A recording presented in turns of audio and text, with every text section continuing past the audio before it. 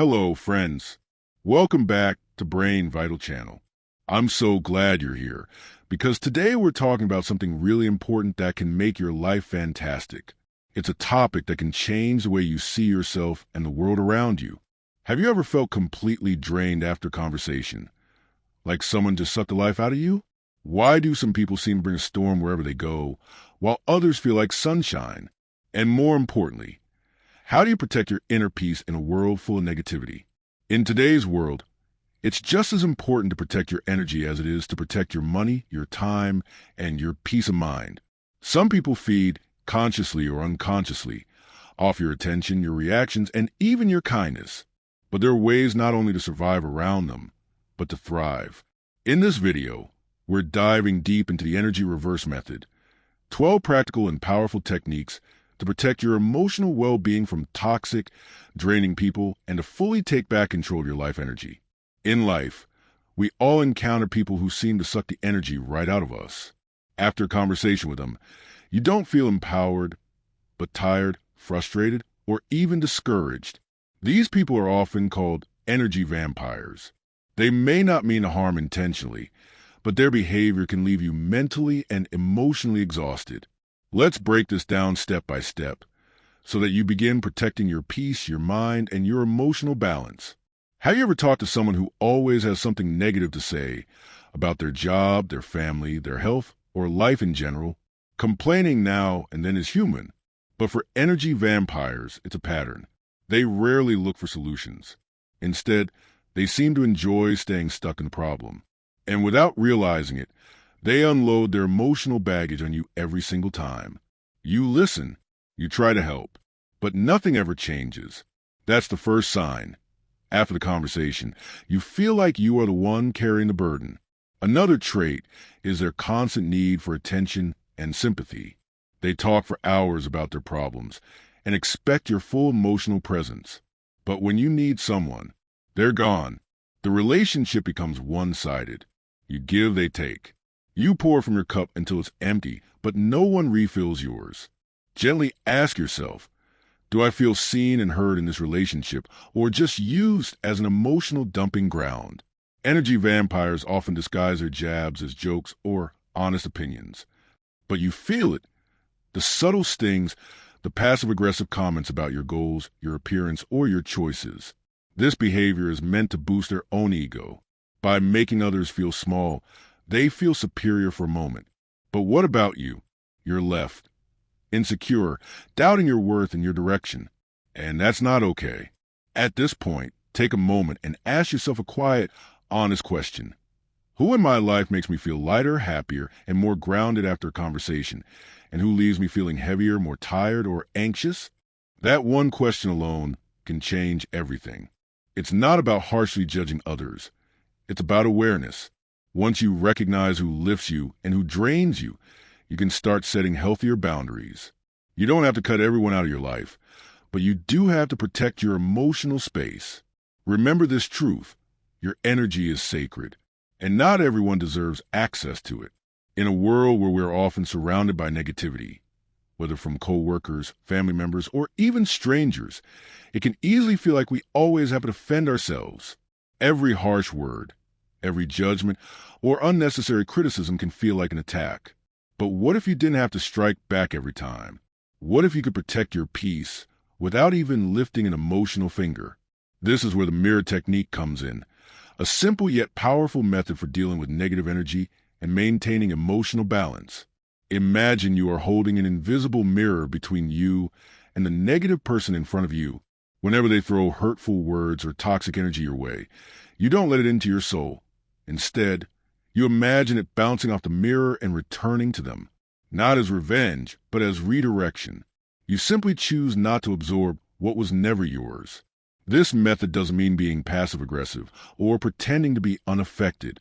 It means consciously choosing peace by not engaging in energy-draining battles. You don't deny reality. You simply choose not to let your emotions be controlled by it. The mirror technique works best when combined with neutral responses that don't escalate tension or invite more negativity. Here are a few examples. That's your opinion. Interesting point. I hear you. I'll think about it. These responses don't fuel the fire. They keep you centered and show the other person that you didn't come to argue. They wanted a reaction from you, but you gave them a reflection instead. Many negative people live off emotional reaction, whether they know it or not. They feed off your excitement, your frustration, or your defensiveness. The mirror technique disarms them. It quietly communicates. Instead of reflecting their energy, you're holding on to your own. It makes it clear your peace is non-negotiable. Do I always have to defend myself, or can I choose peace instead? That's a question worth reflecting on. Not every comment needs a reply. Not every insult needs a comeback. Sometimes the most powerful thing you can do is nothing. At least nothing that costs you your inner peace. Choosing peace doesn't make you weak. It shows strength, maturity, and self-respect. You're not responsible for fixing or fighting every bit of negativity that comes your way. You're only responsible for protecting your own energy, and sometimes that means standing behind the mirror. Try this technique next time someone tries to throw you off balance. Hold up the invisible mirror. Stay grounded. Choose a calm response. And walk away knowing you didn't lose energy. You protected it. Because peace is always worth protecting. Shift conversations from problems to solutions. Acknowledge, then move toward positivity. Instead of absorbing negativity, how can I influence the energy of a room? Have you ever found yourself in a conversation that started out harmless, but quickly turned into a complaining session full of negativity, grievances, and frustration? It's entirely human to express emotions and share challenges, but constantly dwelling on problems without the desire for solutions can drain your energy and affect your mental space. This is where the art of redirection comes into play, a subtle but powerful way to turn negative conversations into uplifting ones without being rude or dismissive. Before changing the direction of conversation, it's important to acknowledge the other person's feelings. People want to feel heard. When someone expresses frustration or sadness, don't just interrupt or abruptly change the subject. Instead, validate their emotions with a simple sentence like, "That sounds really tough. I can understand why you feel that way. That must be frustrating." Acknowledging pain builds trust. It shows empathy. But you don't have to stay in that energy. After acknowledging their feelings, gently steer the conversation in a more positive or solution-oriented direction. This doesn't mean pretending everything is okay. It means helping the person see that they're not stuck and that they have options. You could say, "What do you think might make it better? Is there something you've tried before that helped? What would you rather experience instead?" These types of questions open the door to creativity, self-empowerment, and change. They plant seeds of hope. Energy is contagious. When someone enters a space with negativity, that energy can easily spread, unless you consciously redirect it. You don't have to absorb their stress or sadness. Instead, ask yourself, how can I redirect the energy with my voice, my presence, and the questions I ask? Redirect the energy by introducing gratitude, humor, inspiration, or curiosity. For example, let's take a deep breath together. What's one thing that went well today? May I share something that recently lifted my mood? Redirecting a conversation doesn't mean ignoring someone else's pain. It means not allowing that pain to take over the entire space. It means preserving your energy and offering a different perspective. Not every problem needs to be solved immediately, but most of the time, it helps to focus on what's possible instead of what's going wrong. By mastering the art of redirection, you're not only protecting your emotional well-being, you're also helping others discover their own strength. That's a gift. And the more you practice, the more natural it becomes. In life, we will inevitably encounter people who, whether intentionally or not, say things that hurt. Whether it's a sarcastic remark, a belittling comment, or a direct insult, their words can sting. And often, their goal is to provoke a reaction. But what if, instead of getting angry or retreating in silence, you simply looked at them and said, "Could you please repeat that?" It may seem like a small sentence, but don't underestimate its power. Let's break it down. When someone insults you, they usually expect a strong emotional reaction, anger, embarrassment, defensiveness, or even silence. But when you calmly respond with, "Could you please repeat that?" you break the cycle. You stay emotionally in control, and more importantly, You take control of the situation. That subtle request catches the other person off guard. It creates a pause. In that pause, the energy shifts from you as a victim to them, suddenly confronted with the weight of their own words. Many people speak thoughtlessly without considering the impact of their words. By asking them to repeat themselves, you're not being confrontational. You're being intentional. You give them a chance to hear their own words again, this time with more awareness. Often, people don't want to come across as cruel when they have to repeat something harsh in a calmer moment. That alone can make them reflect, hesitate, or even take it back. This method doesn't involve yelling, shaming, or fighting. It's simple, respectful, and surprisingly assertive. You're not reacting out of pain or ego. You're responding from a place of strength and self-respect. Even if they repeat their words, you can follow up with, "Was that meant to be hurtful? Was your intention to make me feel small?" That forces them to reflect on their behavior, often leaving them speechless or remorseful. You hold up a mirror without being rude or dramatic. This technique is part of the so-called energy reversal method. Instead of letting someone drain your emotional energy, you reflect their negativity back, calmly and powerfully. You don't absorb it. You don't carry it. You return it with grace and clarity. It teaches others how to treat you. And more importantly, it teaches you that your inner peace is non-negotiable.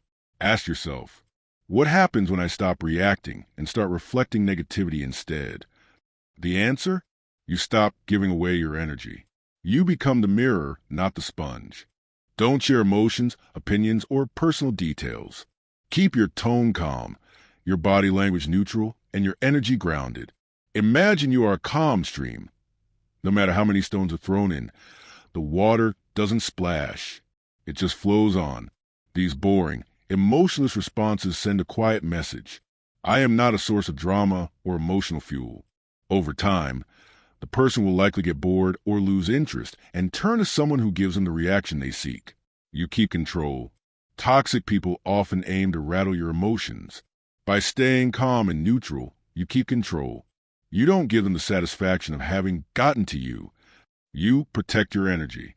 Drama, gossip, and negativity are emotionally draining. The gray rock method helps you preserve your energy and redirect it toward healthier relationships. You set silent boundaries. Sometimes you don't need to speak your boundaries aloud. You just need to live them. Your neutral reactions build a quiet wall that says, "This is where it ends." The compliment redirection strategy doesn't mean pretending everything is fine. It means deciding how to respond when it isn't. In a world full of criticism, kindness isn't weakness, it's strength.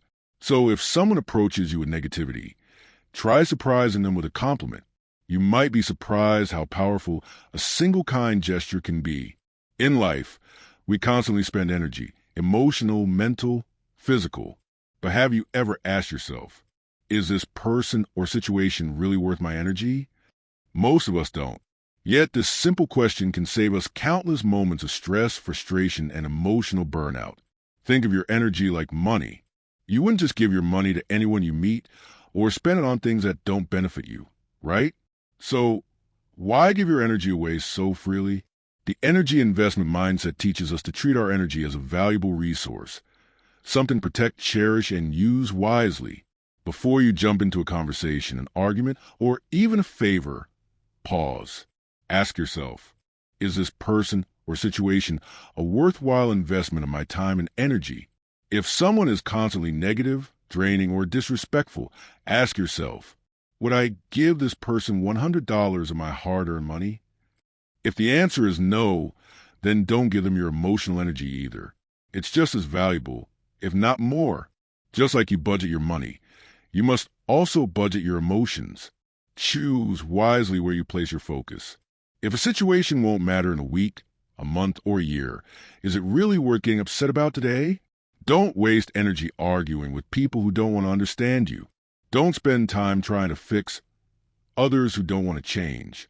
Don't let every small inconvenience steal your peace. Instead, save your energy for what truly matters. People who build you up, moments that inspire growth, actions that align with your values and goals. When you adopt this mindset, you'll realize that not everyone deserves access to your energy. This isn't rude, it's wise.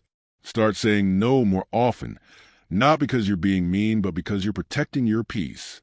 Start removing yourself from draining conversations, not out of disrespect, but out of self-respect. Remember, you don't have to participate in every argument you're invited to. At the end of each week, do a simple energy audit. Ask yourself, what drained me this week? What gave me joy, motivation, or peace? Who added value to my life? And who only took from it? Use this reflection to adjust how you invest your energy going forward. Your energy is limited, but your ability to manage it is powerful. When you start treating your energy like money and only invest it where there is value, growth, and mutual respect, you'll notice a huge difference in your life. Less stress, more peace, better relationships. In life, we often face negativity, whether it's from a difficult coworker, a complaining friend, or even a stranger having a bad day.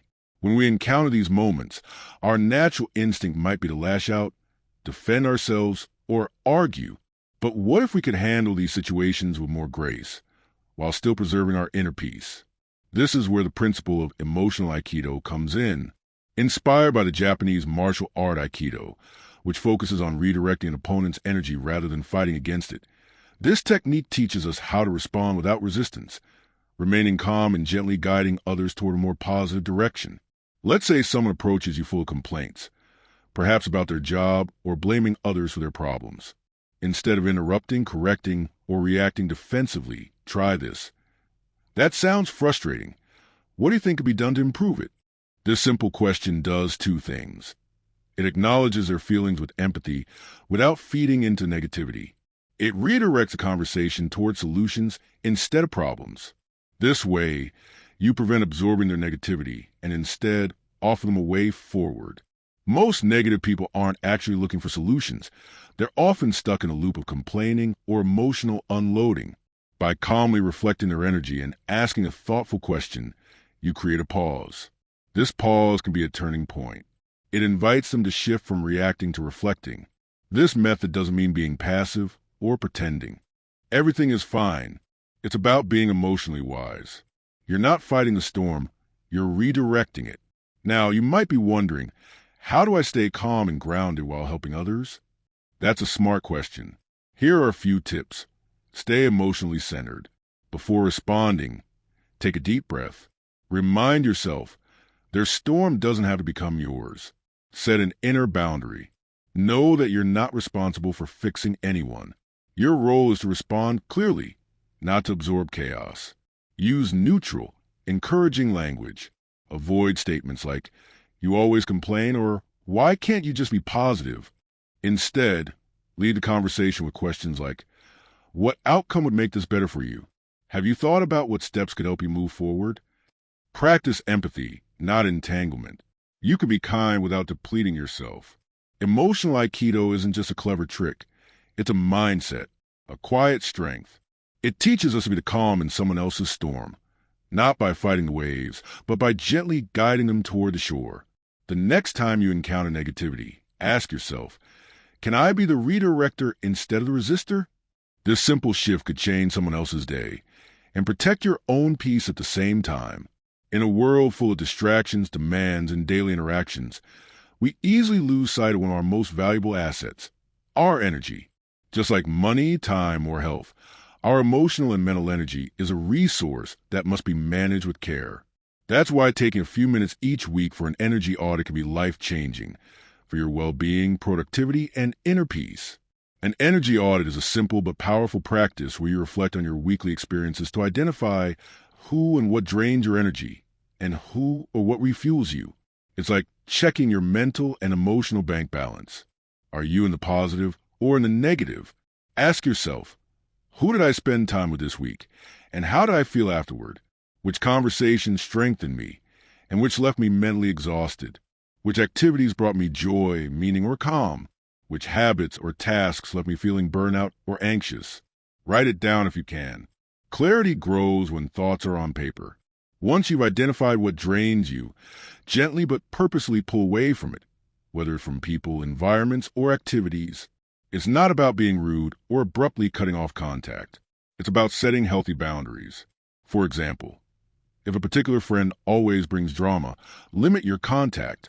If scrolling through social media makes you anxious, reduce your screen time 40 minutes.